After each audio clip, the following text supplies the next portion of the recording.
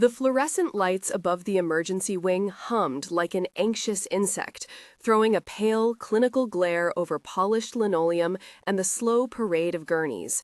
Anna Morales smoothed the pocket of her scrub top with fingers that still smelled faintly of hospital soap and coffee, a small ritual that steadied her when the night shifted from routine to chaos. For 7 years, she had learned to read respirators and trembling hands more reliably than she read the morning news, because in the ward, certainty was measured in breaths per minute and the tightness of a relative's grip. On that humid Tuesday night, the monitor in room 312 kept a steady beep like a metronome for patients. She adjusted the oxygen mask on a man who did not want to be touched and offered a smile that was more diplomacy than warmth, because politeness kept wounds from widening into fights. The man who arrived 30 minutes later was not listed in the intake log. He moved with the heavy, deliberate calm of someone used to being obeyed, and the odor of old leather and tobacco trailed after him like a statement. He wore a tailored jacket despite the sweat on his brow, and his left hand held a paper bag that betrayed hospital corner shop wrapper. When he entered the room, Anna felt the air change, as if someone had opened a window in a crowded theater. "This is Viola Moretti," said a younger man at his side, clicking his phone into the nurse with a practiced half-smile. "Cardiac event. Put her on the monitor." The voice was thin, with rehearsed worry and fear that was being carefully measured. Anna had seen names before in glossy crime reports and late-night television, but a name in the flesh rearranged the chemistry of the floor. There was a ledger of silence that had followed Vincenzo Moretti since his arrival in the city, and now his shadow stood in fluorescent light. They spoke in tight sentences at first, an exchange of procedural politeness that was meant to close the door around whatever else the night might bring. "We need telemetry and aspirin, as ordered," Anna said and handed the chart forward. "He signed the consent?" asked the orderly Samir Khan, fingers already on the clipboard. "I did," the man replied, voice dipping into an accent that did not belong to the hospital but fit into boardrooms and closed rooms. "But I also want you to be gentle with my wife." Anna noticed how his hand trembled when he touched the hospital bracelet, as if the metal had memory. The promise of privacy was an implicit contract in a place built on exposure. Outside, a rain began, not in sheets, but in patient, persistent threads that drummed against the emergency doors like a clock insisting on decisions. The first whisper of a secret had arrived with the man who usually had secrets paid for in cash or silence.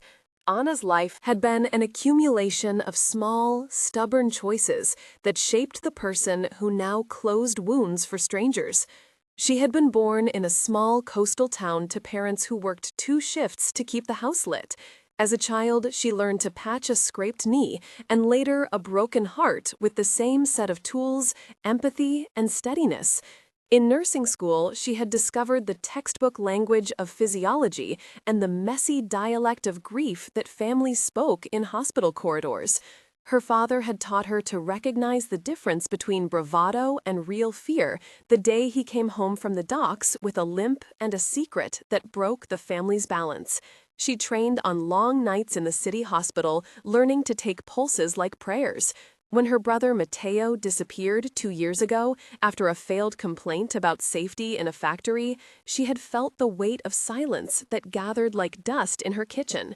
She moved closer to the work that kept lights on and hands busy because action felt like an antidote to helplessness. The steady beeps and the ritual of charting were small acts of control in a world that often punished good intentions. In the years since, she had become the person who stayed. She learned to read people in pauses and in how a family member's fingers twisted a ring. She learned the paperwork and the loopholes, how insurance and signatures sometimes made life a ledger of priorities, not people.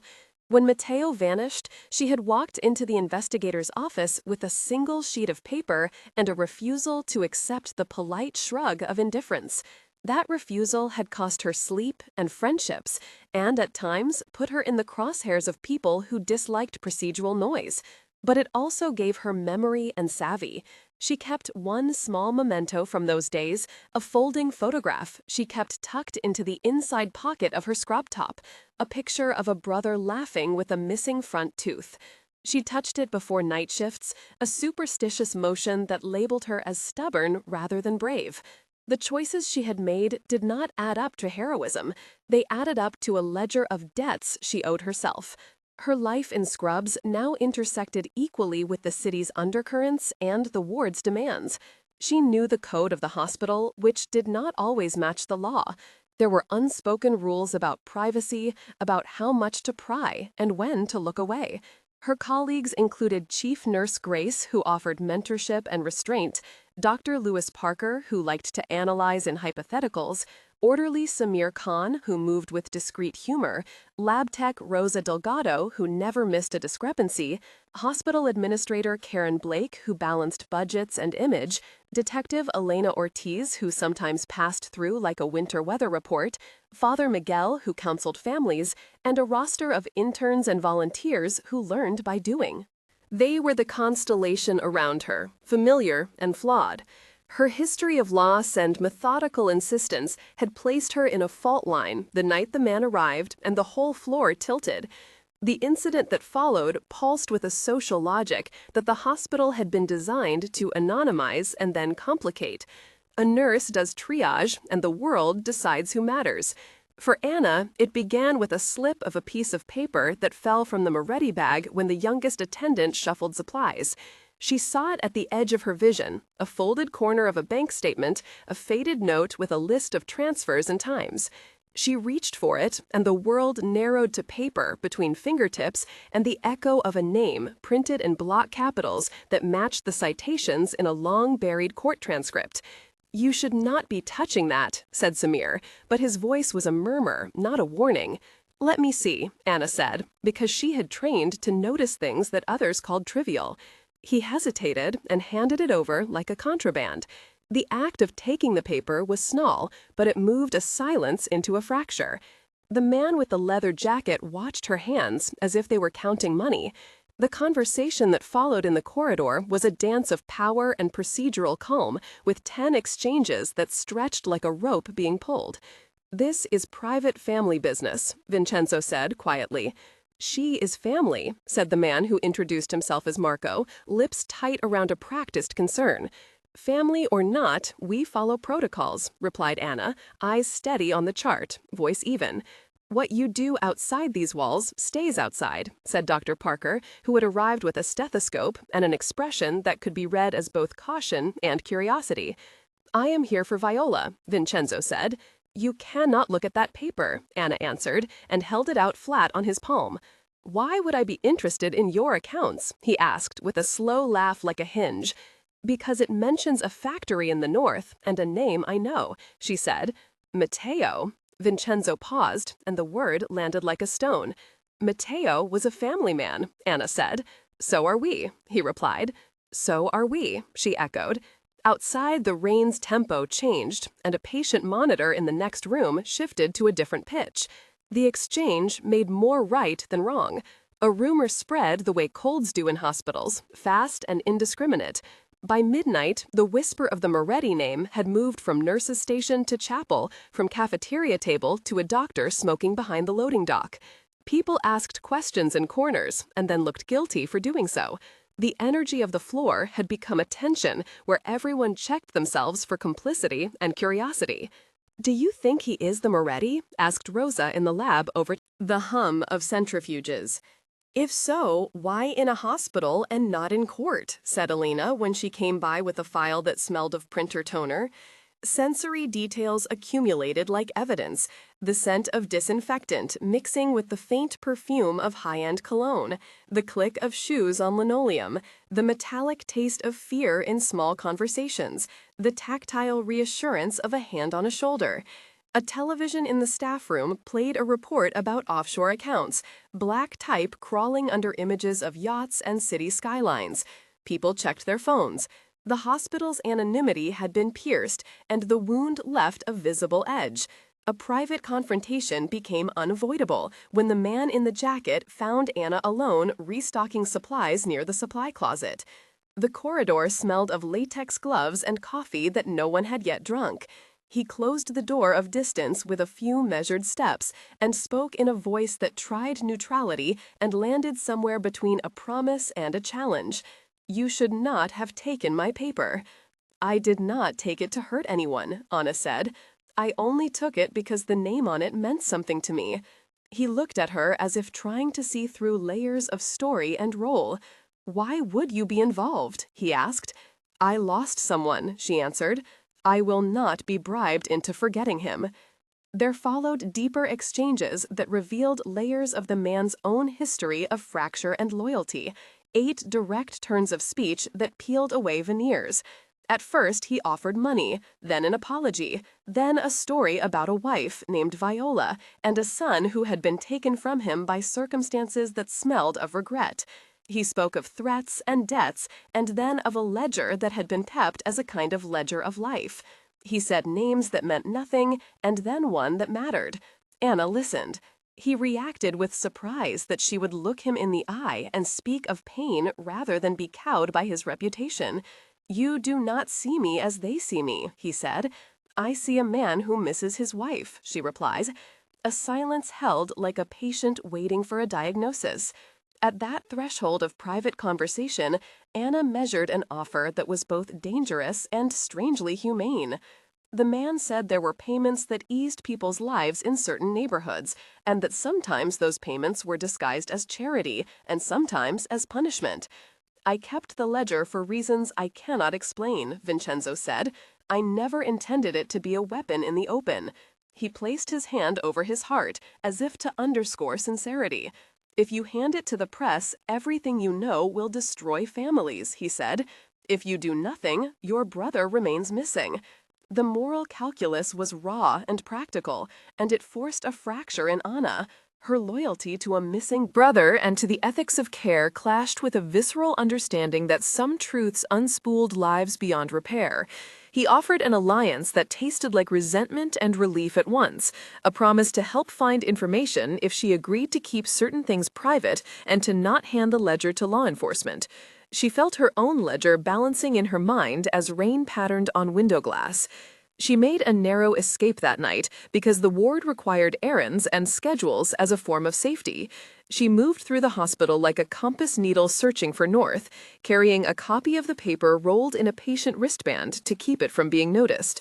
The sensory detail of the escape was vivid: the buzz of the elevator, the cool press of stainless steel rails under her palm, the sour smell of antiseptic mixing with her coffee breath. She ran a calculated path, avoiding security cameras and a maintenance corridor where Karen's cleaning crew often left carts. In the stairwell, she left the copy hidden in a pocket of an old coat she kept in her locker just for oddities. There were plans that required movement and yet not flight, methods to preserve options. The moment included 5 exchanges of quiet coordination with allies. She trusted Samir with a nod, Dr. Parker with a code word, and Rosa with a promise to run an anonymous search. The plan was fragile and hinged on trust and timing and the knowledge that hospital corridors offered both refuge and risk. The refuge that followed was a borrowed clinic space behind the chapel, a small room with a window that looked over a shipping lane, distant and restless. There, Anna convened a group in careful whispers: Chief Nurse Grace, Dr. Luis Parker, Lab Tech Rosa Delgado, Detective Elena Ortiz, and Orderly Samir Khan. There were at least 7 names in that room, all their features lit by a single lamp, and together they formed a micro-community with different loyalties and different fears. They spread the documents and a voice recorder that had been extracted from a confused Philips device. Rosa ran a quick forensic check on paper fibers and printing patterns and found anomalies consistent with offshore printing. Elena ran a background search on transfers and found references to shell companies tied to a construction firm with contracts in poor neighborhoods. The technical explanation was simple but precise. The metadata in the audio file matched hospital timestamps, and the bank transfers listed routing numbers that corresponded to accounts flagged in an earlier investigation. That explanation helped them understand how money moved and how evidence might be corroborated. The backstory of Vincenzo unfurled in measured exchanges across 3 paragraphs that connected his public persona to private fissures. He had been a second-generation immigrant who rose by negotiating contracts the city depended on and by protecting neighborhoods in a way that was both service and dominance. He lost a brother to a failed deal decades ago and since then had kept lists of favors and debts that read like a ledger of protective violence. His wife Viola had sustained a stroke the previous year, and his presence in medical corridors was more constant than he intended. There were stories of small kindnesses, a grocery run for an elderly neighbor, names written on envelopes, compared with the larger shadow of extortion. He carried contradictions openly in his face and quietly in his accounts, which made him stubbornly human and dangerously plausible. Preparations for disclosure became an exercise in tactical empathy and legal navigation. They created a plan to extract duplicative evidence, secure it with a chain of custody, and then present it to a trusted reporter and to Detective Ortiz, whose badge gave procedural cover. The allies each had roles. Rosa would make photocopies and mark fibers. Dr. Parker would write a clinical note documenting injuries that correlated with threats. Samir would keep watch in the corridor, and Grace would vouch publicly for the chain of custody. There were 8 named secondary players, moving in choreographed trust. Father Miguel, who could call on parish networks, Karen Blake, who managed hospital PR, interns who could alter shift schedules, and a small legal contact named Aaron Klein, who had once worked public defense. The plan was fragile because it involved trust across realms that normally did not share loyalties. The infiltration into a private office to secure the ledger was built on timing and the quiet skills of people who practice on the edges. They moved at dawn, using a maintenance hatch and code words that smelled of midnight edits. The tension of entering a place you had no right to be was a sensory assault. The tang of stale coffee in a confidential drawer, the rasp of paper under gloved fingertips, the tick of a clock counting down, and the faint cacophony of morning routines starting in other parts of the hospital. They executed the retrieval with 12 exchanges of whispered instructions, and when they left, their hands shook not from fear, but from the adrenaline of having crossed lines and not been seen. The evidence was now physical and articulated.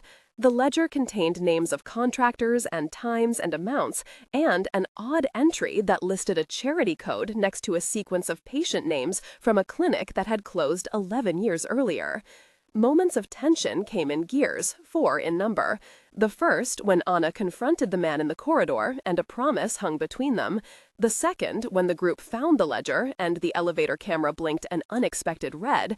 The third, when the detective chose to go public and the hospital responded with a lawyer who smelled of lemon. The fourth, when court and congregation met and a public friendship had to be decided. Each moment was developed in 2 to 3 paragraphs, showing interior conflict and memory and a decision point. In the first, Anna had to decide whether to trust, and the decision drew her back to Mateo and the photo in her pocket. She heard her mother's voice ask why she risked so much for ghosts. She chose to keep the ledger. In the second, when the camera flashed, they froze and remembered a night in which a van had followed her brother, and she felt his laugh in the deer of her throat. She chose to run and not draw attention. In the third, the decision to hand the evidence to Detective Ortiz came with a bargain to protect patients' names and to redact personal details. In the fourth, the public meeting at City Hall revealed family names, and Vincenzo stood in front of cameras and chose to confess some things and deny others, leaving the public to weigh truth and narrative. The climax unfolded in the hospital cafeteria, where a scheduled meeting turned into a public confrontation. The city press had arrived under the impression that there would be a quiet handover, but the crowd in the cafeteria filled the room with the smell of burnt coffee and starchy plates. Vincenzo sat at one table and Anna at another, and the air carried both accusation and an uneasy mercy. There were 2 to 3 extended moments of intensity.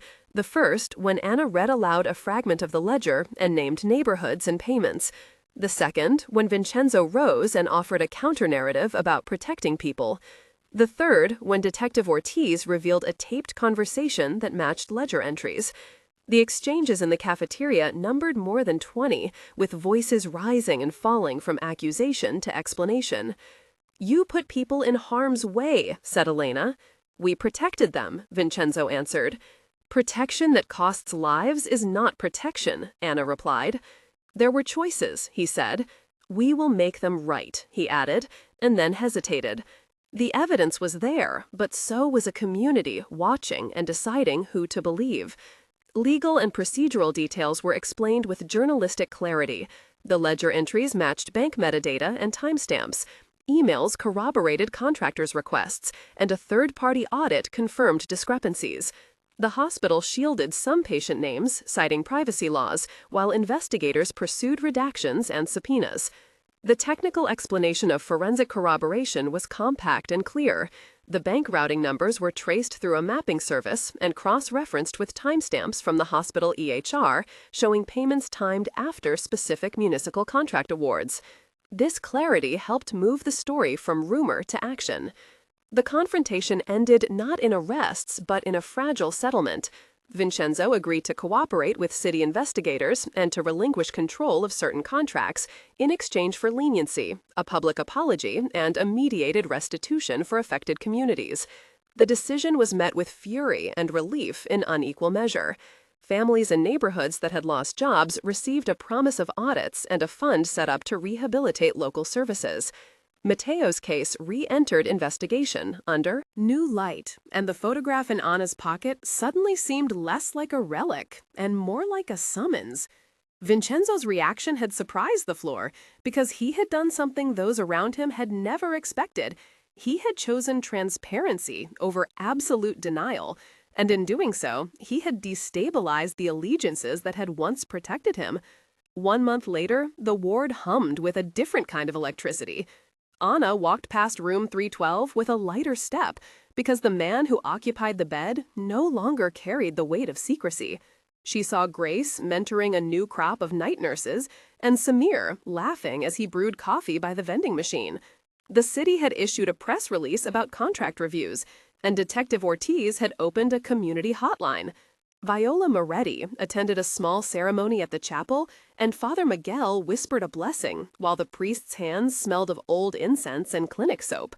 Names of small contractors who had been on the ledger appeared in local news, and community leaders like Rosa's cousin Mr. Alvarez and neighborhood organizer Lila Reyes started meetings to oversee the restitution fund.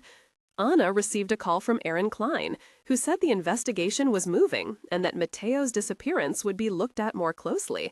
Her neighbors began to speak to one another in new ways, and the hospital began offering legal clinics for workers who feared retaliation.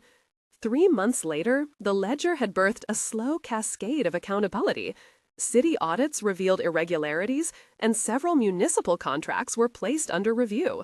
Karen Blake had to testify before a committee, and Dr. Luis Parker offered expert witness testimony that linked clinical notes to threats made against patients who had been vocal about poor conditions. The community fund was beginning to show signs of being used for concrete improvements, a playground retrofit at Cedar Park, and a scholarship for vocational training. Public sentiment remained frayed, but conversations previously whispered in corners now took place in town halls. Vincenzo had entered a cooperation agreement and attended group sessions at Father Miguel's community center where he met people he had indirectly harmed. Those sessions were awkward and sometimes hostile, but they also produced unexpected human moments where apologies were measured and sometimes accepted. Anna kept working nights and sometimes caught herself looking for small signs that she was making a difference. 6 months after that night, the city had changed enough to feel different, and not so much different that it was unrecognizable. Court hearings had begun, and a few lower-level contractors took plea deals.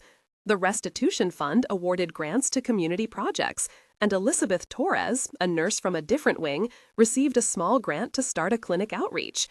Matteo's file reopened, and new witnesses came forward, including a former foreman named Jorge Castillo, who had been on the ledger but offered testimony in exchange for immunity. Vincenzo made a public statement that acknowledged harm and promised structural partnership with civic leaders, but he also reserved some truths for private negotiations that left many unsatisfied. The hospital instituted new protocols about patient privacy and the chain of custody for documents discovered on site.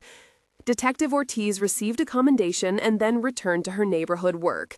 Anna attended a memorial at the chapel for those who had been lost and placed the faded photograph she kept into an envelope that she then sealed and mailed to a public interest lawyer. The floor that had once been shocked now moved forward with a caution that felt like healing. If you were in Anna's shoes, what would you do? Would you hand over a ledger that can topple reputations and perhaps seed violence, or would you bury it to protect families who could be harmed by exposure?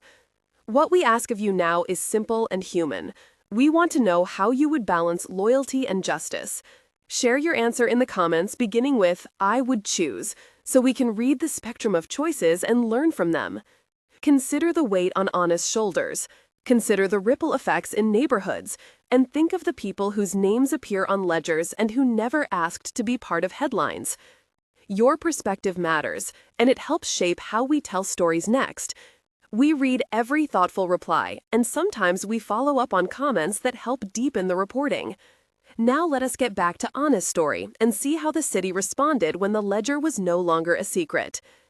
In the end, the story was less about single acts of heroism and more about the slow work of accountability and repair. The hospital changed policies, community leaders formed oversight committees, and a small fund provided practical help. Anna's choice had been costly and ambiguous, and it left relationships rearranged rather than resolved. But the ledger that had once seemed like an instrument of quiet power became a catalyst for transparency and conversation. Vincenzo's partial cooperation offered restitution for some and resentment for others, but it also forced a public conversation about how power operates in plain sight. If this story moved you, subscribe to follow the continuing coverage of cases where care and justice intersect. Your subscription helps support investigative stories that matter and keeps you informed about developments in the neighborhoods we cover. Share this video with someone who cares about accountability and join the community that wants to see systems change in humane ways. Months later, community gardens replaced vacant lots, and small businesses, once threatened by contract exploitation, reopened with local oversight. The hospital still smelled of antiseptic and coffee, but now it also carried the aroma of soup, shared at a weekly clinic where volunteers, including Anna and Rosa, served neighbors while they talked about rebuilding trust. The ledger did not erase the past, but it mapped a route forward, a route that demanded vigilance, repair, and a daily commitment to choose people over profit. The final scene was not a tidy ending, but a continuation of a question about what loyalty means in a city that keeps its books in shadows and light. The last image was Anna stepping into a morning shift, holding a photo in her pocket, and the knowledge that she had chosen to act. If you felt this story, like and share it so that other stories of quiet courage and messy redemption can be told.